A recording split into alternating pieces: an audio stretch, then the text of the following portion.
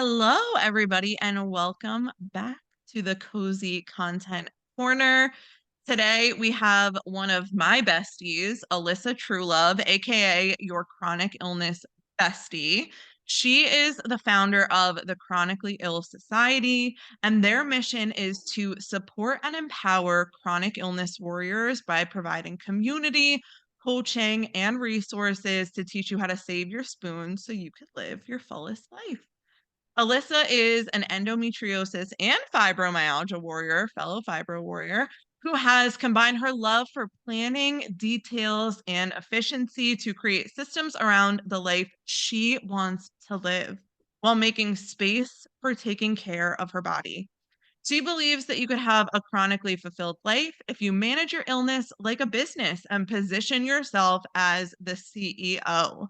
You're calling the shots and treating energy as your most valuable resource and using your strengths to focus on what you can do.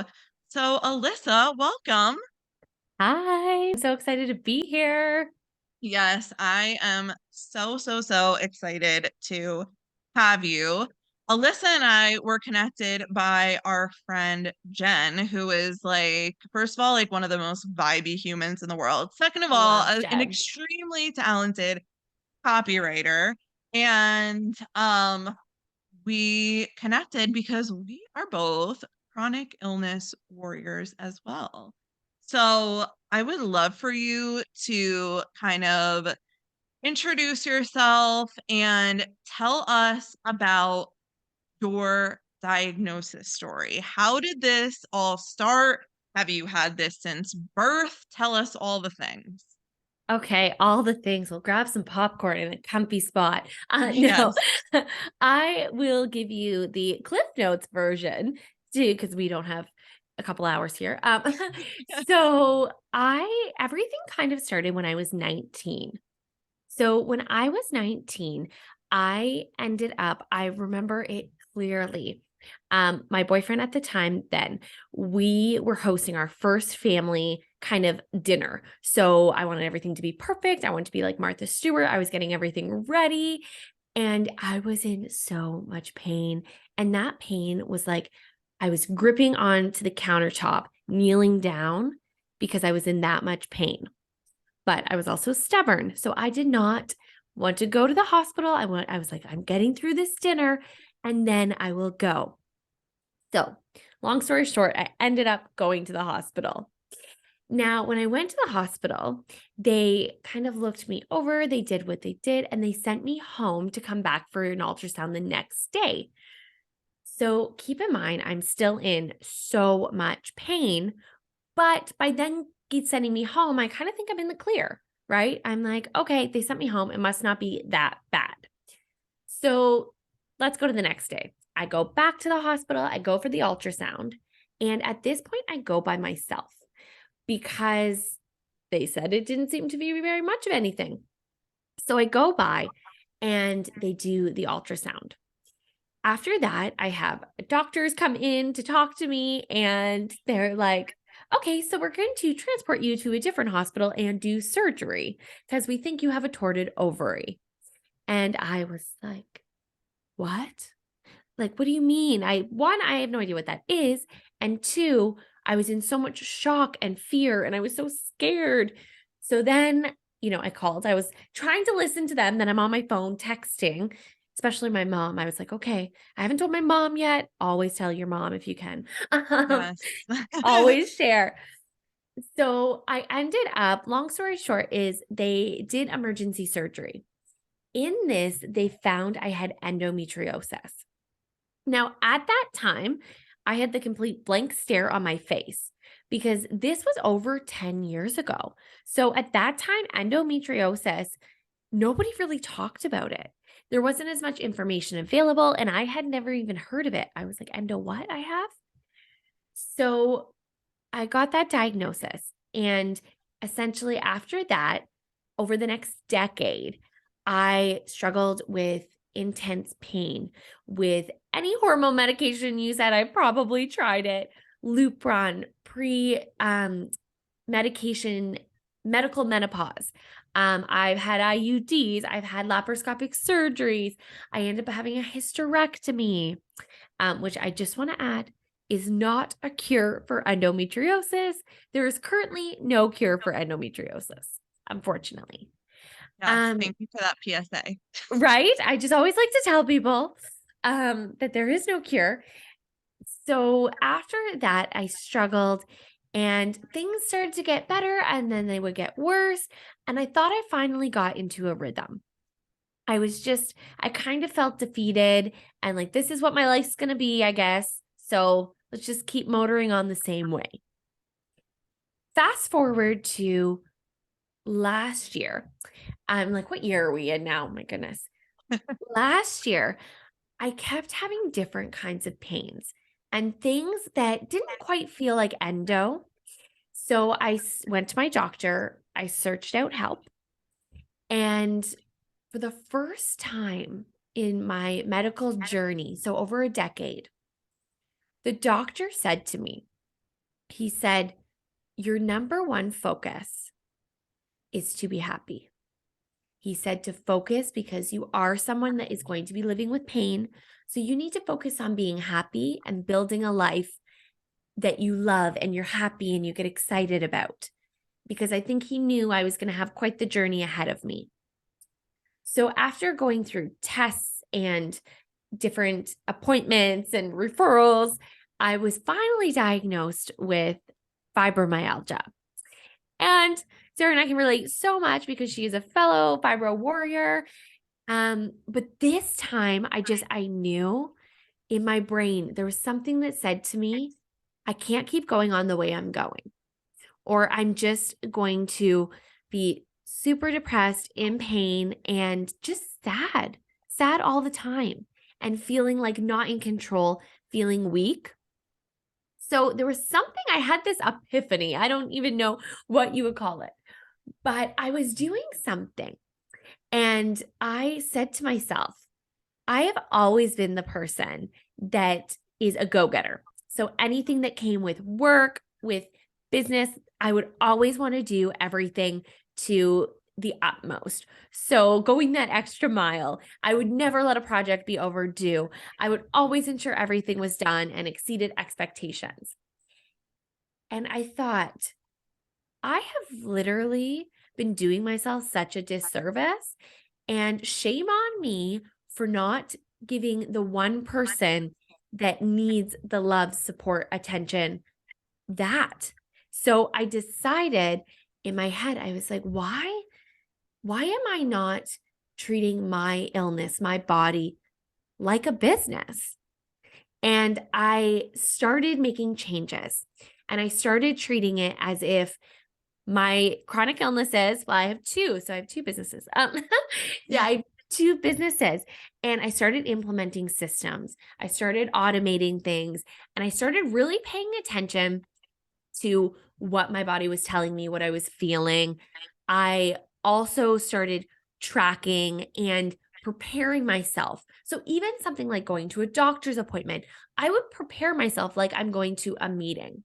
And that's something that I talk about a little bit more on content, and Sarah's helped me share that message on TikTok. And I started doing that, and oh my gosh, I felt like one, I was in control again, and two, I felt hopeful for the first time in so long that I can live with my chronic illness and not fight against it every day. And then as I started seeing these changes in myself and in the way I was living my life, I was like, I cannot gatekeep this any longer. I want to be able to share this message with as many people as I can, because if they can start implementing some of the things I'm doing, I just know it can make such an impact for people in the chronic illness community. And that is where Chronically Ill Society was born. Yes, and for those that don't know, the Chronically Fulfilled Life, which is Alyssa's group program, I have joined myself, and we are going to So get into excited. like all of the nitty-gritty about that. Yes. But I want to back up a little bit in your diagnosis story. So something that really stood out to me is like there's probably like a decade at least between these diagnoses, right? Now, did you get any kind of like mental health Mhm. help during this period? Because getting diagnosed with endo, having a hysterectomy, Alyssa cannot have her own biological children. Um, did you get any kind of mental health help during that time? I am so glad you asked that question because no, over the decade and however long I was 19 then and I'm how old am I? Oh my gosh. 31 now. So, yeah, I always forget too. I'm like I Like, don't know how where old am I I in am. my 20s? I don't know. Yeah. So, over that time, there was not once did a medical physician, a doctor, a specialist recommend mental health support. And for a long time, I didn't realize the correlation and why it was so important. Because even with mental health, going back a decade, it wasn't at the level of acceptance and talking about it as it is now, right? So I did end up seeking out my own mental health support. Shout out to therapy. Yes, Because friggin' love therapy. oh my gosh, it honestly makes a huge difference because the correlation between your chronic illness and your mental health are so intertwined because Mm, you are going through you go through a grieving process of what your life used to be, who you used to be before your diagnosis. You go through all the stages of grief. I feel like I was in denial for almost a decade. And I would just pretend I spent half of my time pretending like I didn't have a chronic illness because I never wanted anybody to know.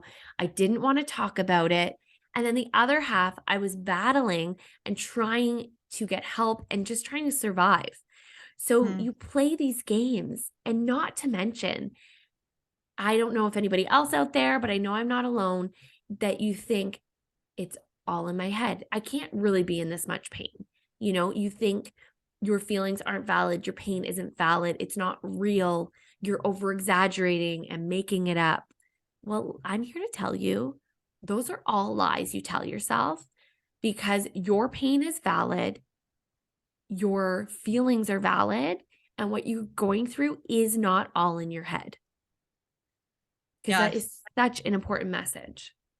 Yes, and I'm sure so many of my listeners are going to resonate with that because there are so many humans and entrepreneurs that are listening to this that also have a chronic illness. And when you have a chronic illness like Alyssa and I do, where it's not like we're missing an arm or a leg, and we can put on our contour and highlight and curl our hair and look like the most vibiest versions of ourselves and still be in debilitating pain. Sometimes it's like a mind fuck for us too, because we're like looking in the mirror and we're like, you look fine. You look fine. Like nobody's gonna believe you if you're like, hey, I have to sit this one out because you look totally fine.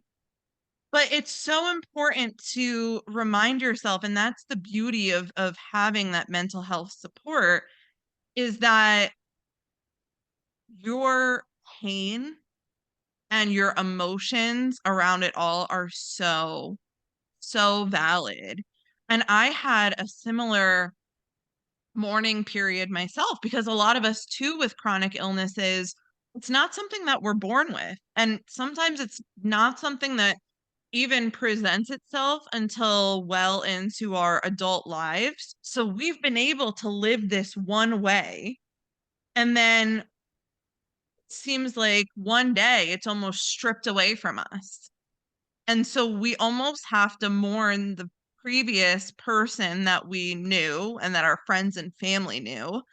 And then at the same time, get to know and love and introduce this new version of ourselves to our family and friends and learn how to advocate right? So, like, can you give us some ways that you've leaned into advocating for yourself, whether it be at doctor's appointments, with your partner, with your friends and family? What are some ways that you advocate for yourself?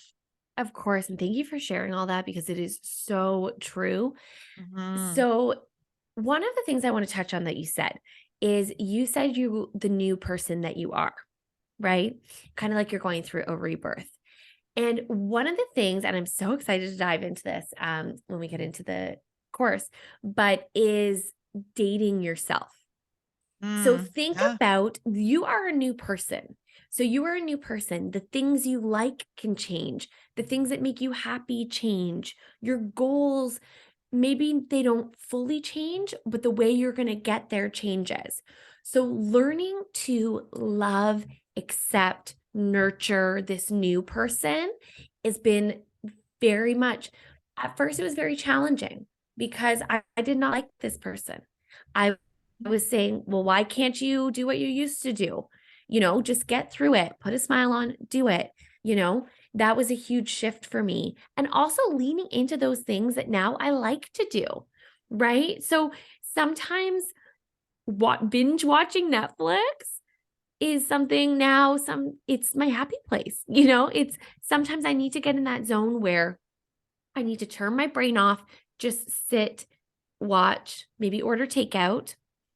So that's one of the ways that I've been learning to love myself. Even sometimes the way I dress has changed. And Mhm. I love fashion and clothes and everything, but I don't know if I'm going to go into a flare from one second to the next because as you know, and others listening with chronic illnesses, it can happen with the snap of your fingers. So I need all of my clothes to be flare friendly. So I've had to dive into what do I feel comfortable in? What makes me feel good? So that's been huge. I think having honest conversations with friends and family has been a game changer because when I got my diagnosis with fibromyalgia, and when I was going through these changes that I decided to make, I told myself, one thing I'm going to start doing is answering the question, how are you? Honestly. And this is something you'd be proud of me, Sarah. I went on stories today. And Yes, I loved it. I was sharing it though, because that is a question I would lie about every day, multiple times a day. Is my normal answer is, I'm doing so well. How are you? Right. And don't get me wrong, the person that's walking the dog that you do that to, that's a pass. I'll give you that. But those people Yes. in your life, yes, you can make people feel uncomfortable for sure. Sometimes they don't know how to react. But if they don't know, some people in your life won't know how to read you like others. Like my husband, for example, when I go into a flare, when I start going, he can read it on my face. He knows when I'm not okay. But other people that maybe I don't see as often that can't see those changes, they don't know. Like some of my best friends never knew how much I was struggling until I started sharing it. And the spoon theory, by the way, shout out to the spoon theory. Yes, can I you tell us about the spoon theory? Really quick caveat to this. Yeah, of When course. Alyssa when Alyssa and I met, I told her that I avoided that term almost like the plague. Like, I didn't wanna identify it with it. I didn't wanna look into it because I thought, like, "All right, if I, like, go into this spoony community, chronic illness community, that's gonna be the only thing that I'm focusing on." But when you guys hear the spoon theory, if you have a chronic illness, this is such a tangible, concrete way to explain your energy to people that have no friggin' idea what you're talking about. So yes, please share the spoon theory with us. Yes, I agree with you. I at first was like, I'm not going in there. I'm not going into the spoonie or chronic illness because it's scary. Because then you feel if Mhm. once you take that step, you're accepting and realizing, yes, I do have a chronic illness, right? Yes. So the spoon theory. So it was created by fellow chronic illness warrior and writer Christine Menderizes. No, I'm probably saying her last name I think wrong. it was I know she has a long last name. I think it was like Miser Danino. Yes, I I feel don't like know. I that's more looked her up. Her correct. name is Christine. Sorry, Christine, if you happen to be listening to Yes, this, I love was you. like, if you're listening, we are so sorry, but we have all of the thanks to give you because she created this theory when she was explaining chronic illness to her friend. So essentially, what it is spoons represent your energy. So let's say Susie, I'm going to use Susie as example, is our healthy friend. She doesn't have any chronic illnesses. She isn't struggling with any health conditions at the moment. And she has 10 spoons in the morning. So when she wakes up for her day, she has 10 spoons. So let's say she gets out of bed, she has a shower, and she makes breakfast. She's going to trade in one of those spoons for those activities. Now, somebody like ourselves, like Sarah and I, if we get out of bed, okay, we've already given a spoon. If we go to have a shower, one day that could be one spoon. Some days showering for me is 5 spoons. We make Yeah, breakfast. showering is usually a good like 8.5 for me. And don't get me started on hair washing day. Oh my Yes. goodness. I will just give you all my spoons. Um, and then having breakfast, there's another spoon gone. And getting dressed, oh my gosh, getting dressed, that's another one. So if you look at Susie and myself, Susie is leaving the house with still 9 spoons. So let's say she used one or two of those for work. She uses another one to make dinner. She still has some spoons, some energy left. Maybe she likes to go to the gym or go out with friends.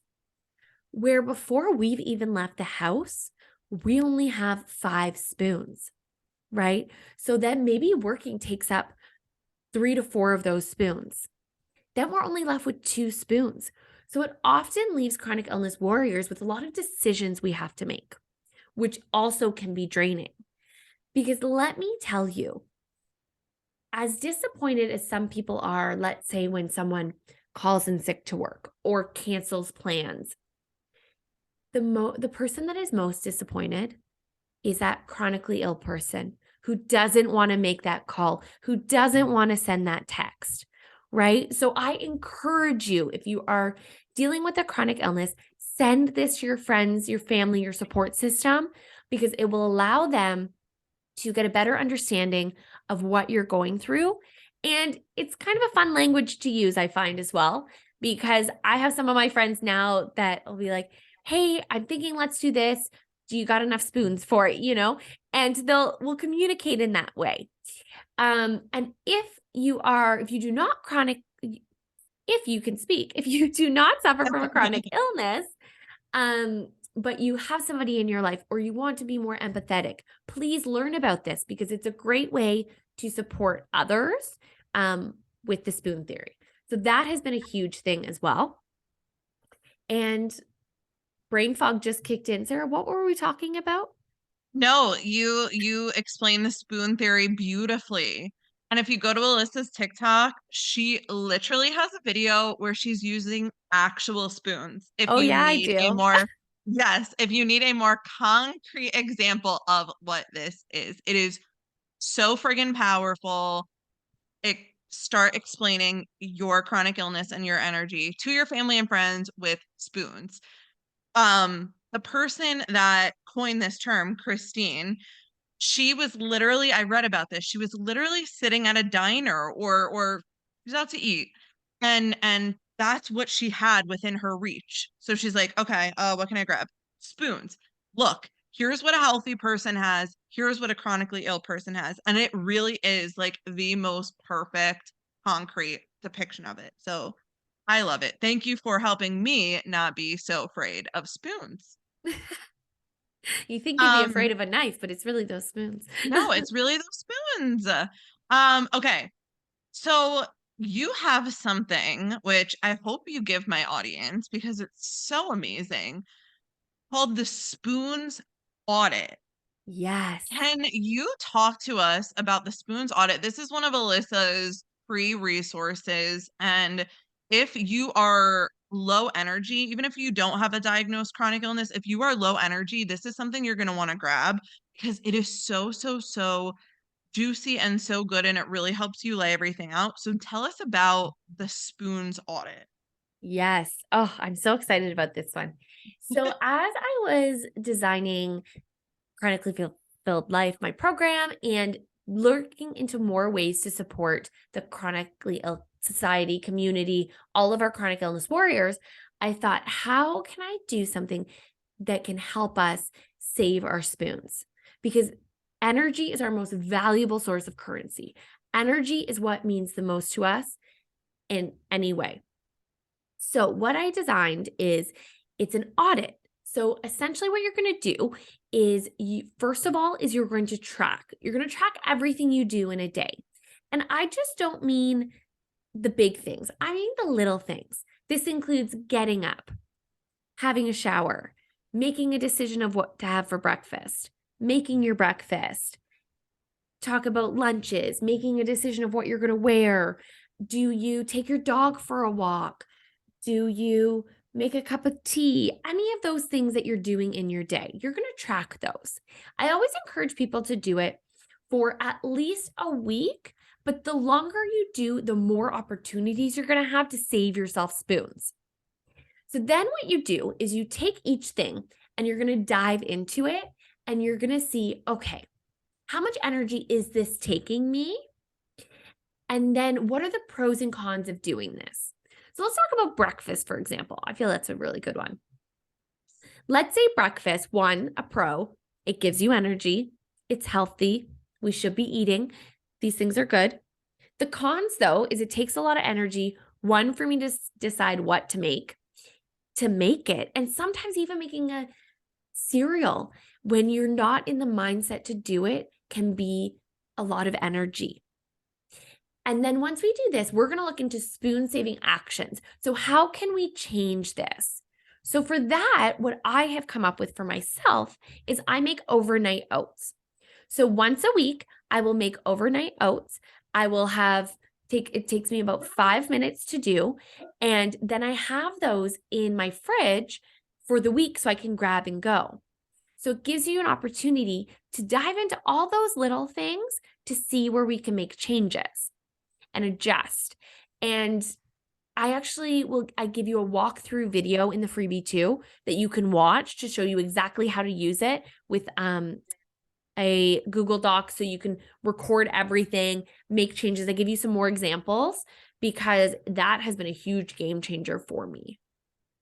Yes, and it's so helpful, like, even just looking at your examples on it, like, the fact that you put your kitty litter on auto ship. It's like, oh my gosh, I could probably put so many things on auto ship that don't have to rent space in my brain, because then that's just more energy that I'm spending thinking about the things that are renting space in my brain. So I love it. I will link the spoons audit in the show notes. And if you're watching this on YouTube, it'll be in the description. Yes. And if Um, anybody has any questions, please feel free to reach out to me as well. yes, yes. So let's shift gears a little bit and talk about your experience creating content, because Alyssa has this amazing community and business called the Chronically Ill Society. And she just launched her amazing program. And she is choosing to market herself how I market myself and how a lot of you listening market yourself, which is through organic social media and video. So I want you to be as like transparent as possible, because I'm sure a lot of people can relate. What did it feel like when you started thinking about how you were going to create content and market your business? Was it overwhelming? Were you a pro? Talk to us about that. So, one of the big things, because I knew, especially this day and age, and with what I'm hoping to accomplish and what I will accomplish with this, is I had to be on the socials. I had to be on the TikTok, the Instagram to reach people because that's where the people are. And I was nervous. I was scared. So I put it off for a long time. I think I put it off longer than I should have personally. And I don't like the word should. That's another thing I'm trying to switch. But I, Yes. it We don't like really, shutting over here either. no, shoulding, stop shitting on yourself. Um, but it really made me pause on launching my business because I knew that's something I had to do. And I was so nervous. I was nervous, one, to not get it perfect. I was like, oh my goodness, I'm going to create these videos. One, they're not going to be perfect. Two, I'm going to get judged for it. And then I'm really being honest, I'm putting it out there. So I had so much nerves and overwhelm, like you said, huge, because I knew in my head, in order to do this, I needed to be consistent and I needed to do it. But I also knew my energy levels and what I had. And I was like, I just don't know what I'm going to do. And then Jen, who we chatted about before, freaking love Jen. She is one of my biz besties, and a dear friend of mine. She mentioned Sarah, and I was like, okay, I need to look into her because Sarah offers a VIP day. And I was looking into it, I was reading it, and I was like, oh my gosh, this is what I need. I need to be able to do 1 to 2 days where I can film, batch everything, somebody else edits it, and just get it into the world. But batching makes such a difference because you look at a video that's posted, and sometimes you're like, oh, it's only a 6-second clip. That can sometimes it can take a lot to Yes. create that, depending on which style you're creating. But I honestly, to be quite honest, if we didn't do the VIP day, I don't think I would have been able to be consistent or even feel okay and confident being on social media. Now, do you think you would have put off launch longer? 1000%. Yeah. 1000% I would have. Yeah. Yeah. So let's break down some of the things that Alyssa was saying. So she mentioned a VIP weekend, which is where I work one on one with you for 2 days. Before the day, I turn into a stage 5 clinger and I listen to any podcast that you are on. I creep your socials. I have you tell me your literal life story. And then as I'm writing your content, I go back and I pull from your story. Then on the VIP day, you are recording all of your videos. That way you have them essentially for the month. We get at least 30 videos done.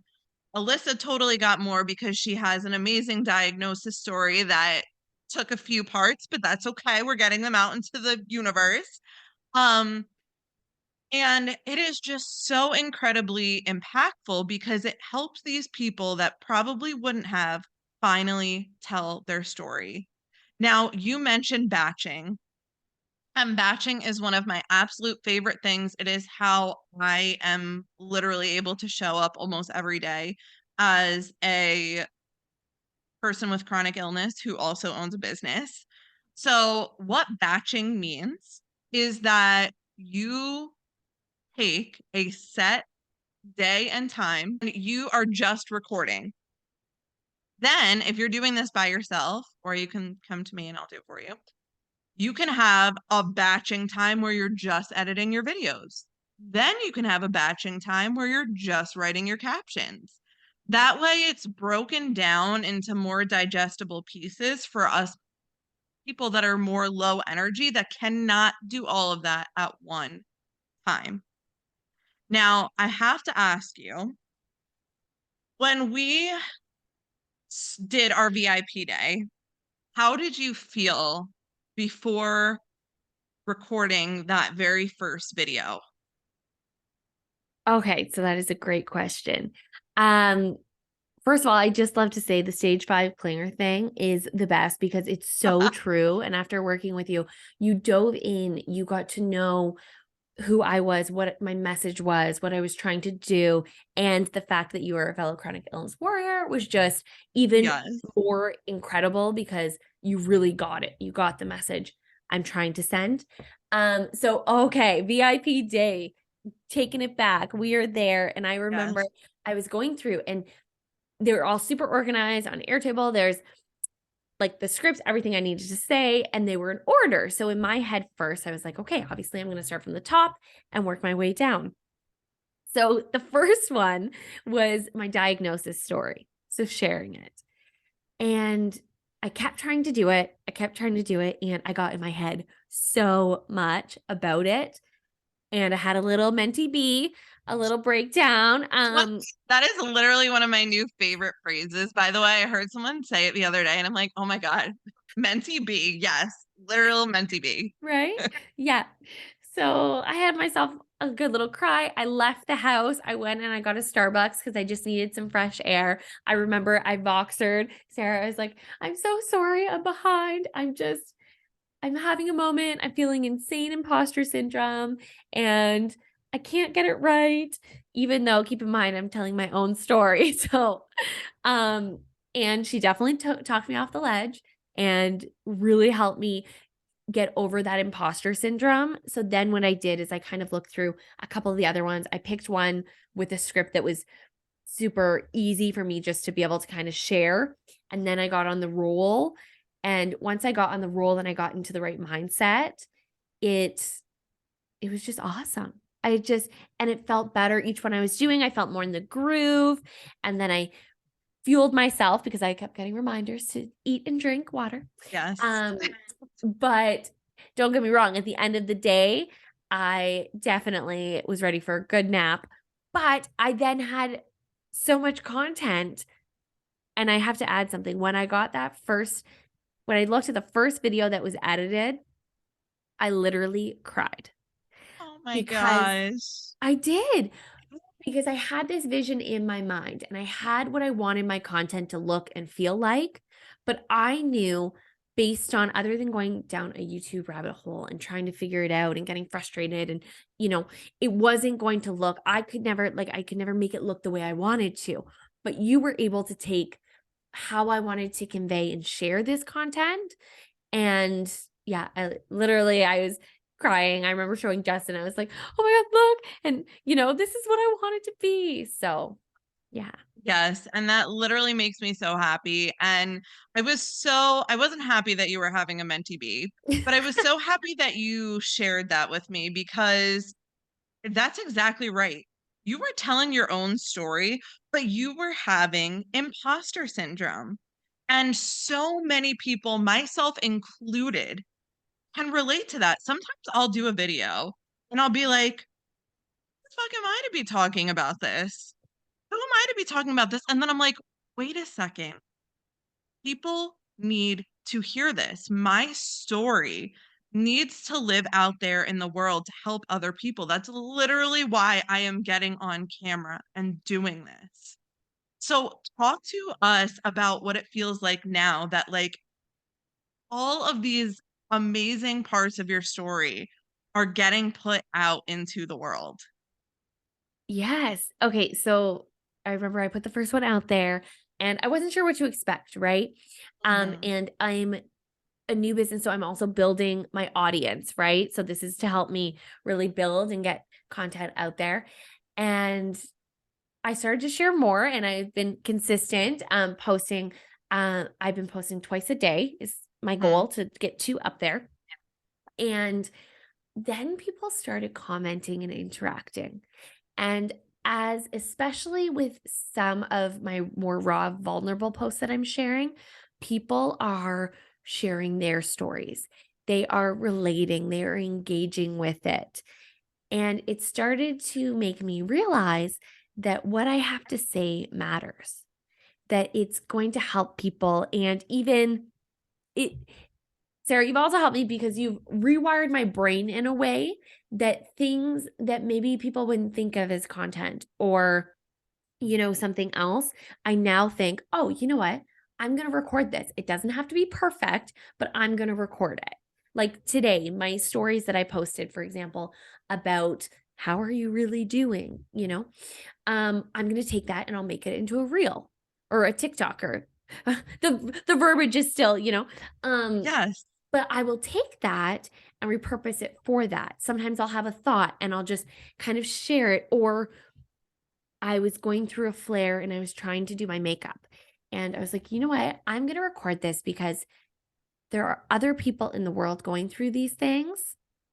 So I think getting past that perfectionism and realizing that your voice matters. In this world, your voice matters, and you're not going to be for everybody, and that's okay. But there are going to be people out there, and those are your people that you will connect with. So, yeah. Yes, and a great example of this was Alyssa sent me a voice message the other day, and she was like, "I really want people to know that a hysterectomy is not a cure for endometriosis." She said a few things after that, and I was like, "Amazing, make that a video. That is an amazing PSA, 1. That's 2, a great piece of educational content, right, that people can eat up, and it's like, yes, you can literally make content out of whatever part of your story you want. So, I love that. Yes, it is such like a rewiring of the brain. What part of the content creation process takes the most of your spoon? Ooh, that is a great question. Um, so I think it depends on filming for me is the easiest. Is it? Yeah, other than if Okay. I am depending on how I set it up, but like B-roll or talking to the camera, like those things are pretty low energy for me, I find. The part that is more exhausting for me is editing or the captions because it's really trying So to interesting. See, Yes. every chronic illness warrior is different. 100%.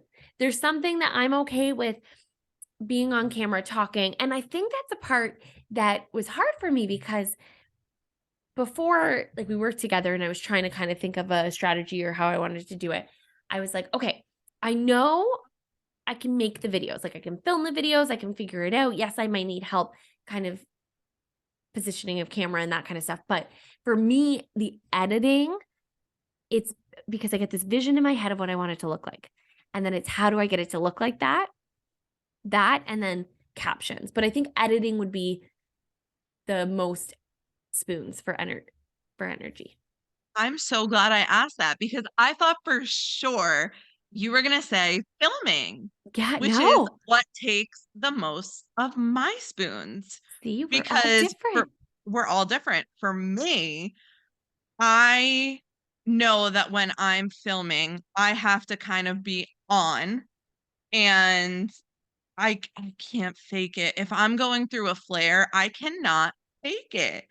And I know for me that with editing, I can go into my bed, into a cocoon, Mhm. and edit and then like voice note my captions. So, see, everybody is so different. So, you really have to, the people listening, you have to check in with yourself during the content creation process and see, okay, is filming like super low key and easy for me? I need to save editing and caption writing for when I'm most high energy. For me, I know when I have energy, I'm immediately like, all right, let's record because this might go away at any Right? It's like Cinderella uh, and the ball. We don't know when we'll turn into a pumpkin. literally, yes. Um, so that is so good. Yes, like take inventory and check in with yourself. That Mhm. way, when you do have those like nice high energy moments, you're like, okay, I know what to do during this time so I could set my future self up for success. So, 100%. I think too, something that I learned from you, and it's almost like you gave me permission. And I think this is why filming for me is like the least energy is giving me permission to show up how I am and authentically. This is the first mm, time really in my life that I have authentically just shown up. And if I'm in a flare, talk about it. If I'm not feeling good, talk about it. So I've been filming content not only when I'm high energy, which for me and the messages and the things that I'm sharing, it makes sense for, right? Because I want to show the highs and the 100%. lows and learning that I can still live the life I want to live. I can still hit the goals I want to hit and have flare days. Those two can coexist, right? Oh, that brings me into such a good message that you share. Um, so talk to us about this a little bit. How how you can still be in debilitating pain and have fun and be silly. Like, talk to us about that a little bit. Yes. So this is actually something that I got from one of or one of my therapy sessions. We talked about this because anytime I would go into a flare, I felt super guilty. I would feel like I was being lazy, and Hmm. it was just not a good experience. It was full of fear. There's a lot associated with that. So what we did is we ended up creating a flare box. So this is a box that I use that I put in anything that I need when I go through a flare. So a specific set of pajamas that I like that I only wear when I'm in a flare. If there's a type of tea, maybe bath salt, a candle, snacks, anything that you have that you reserve for that time, even having like a little message in it saying, I'm giving myself permission to sit on the couch and binge watch Gilmore Girls, you know? And it gives you that permission to almost in my brain, it made me think, okay, I'm flaring. This is what I do, right? I go to this and realizing that it's okay. I'm okay. My body is safe. And obviously, if it's excruciating or something where you need to seek medical help, please do that. Listen to your Yes. body, go if you need help.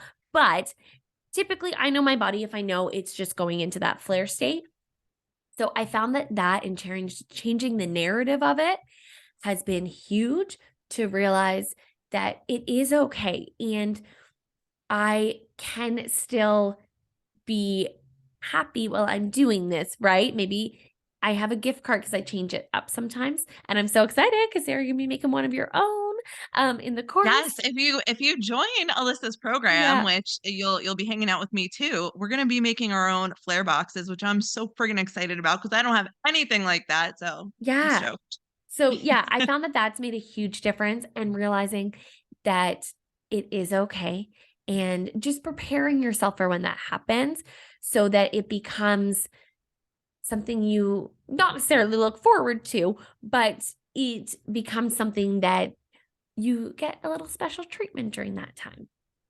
Yes, and that's so important. And I want to go back to what you were saying about guilt because I totally go through those moments sometimes where I'm like, one night I could literally be like out with my girlfriends for dinner and drinks, like being so friggin' like balls to the wall.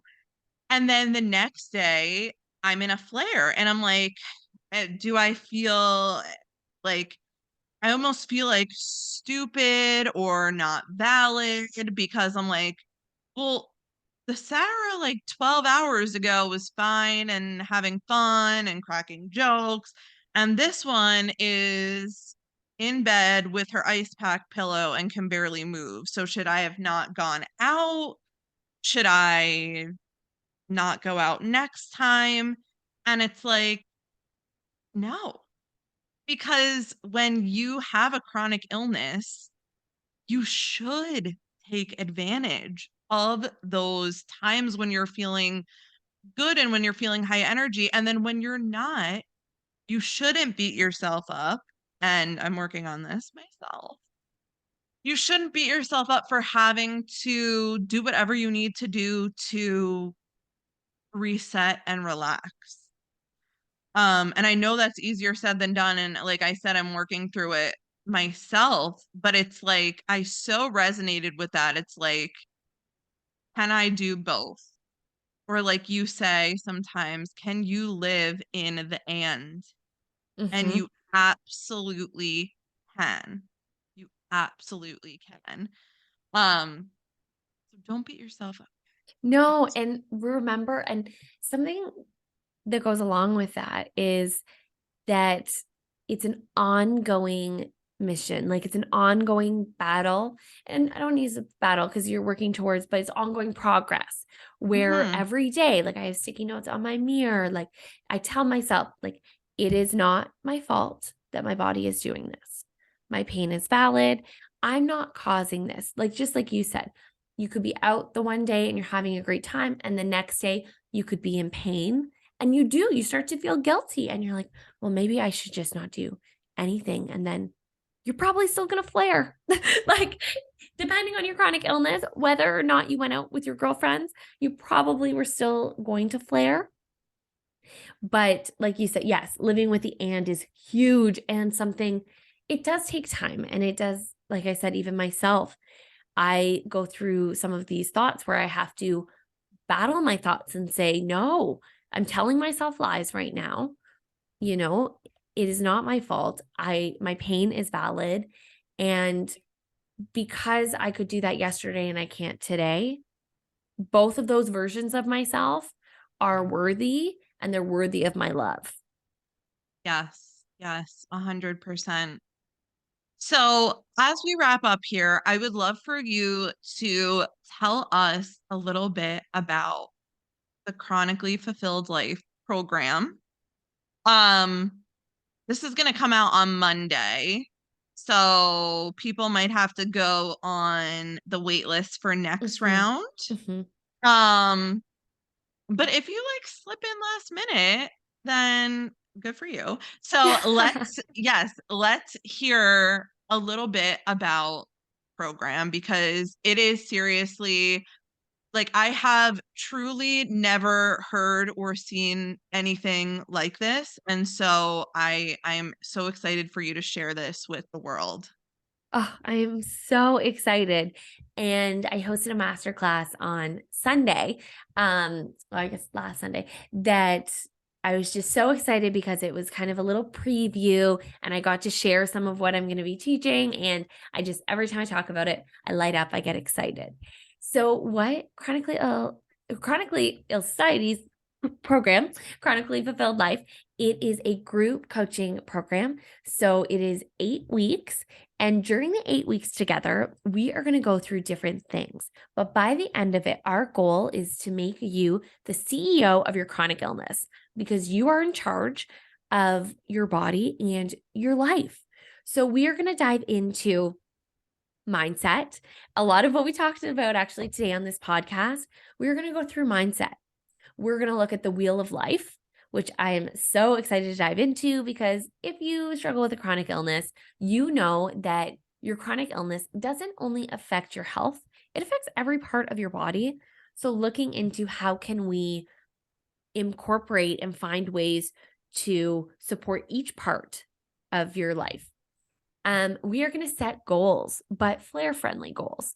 So we want to be able to make plans for your goals because just because you have a chronic illness does not mean your goals become null and void. It doesn't mean you can't have those goals anymore. We just want to create a plan for you to get there in the best way for you and your body. So, module 1, all about mindset.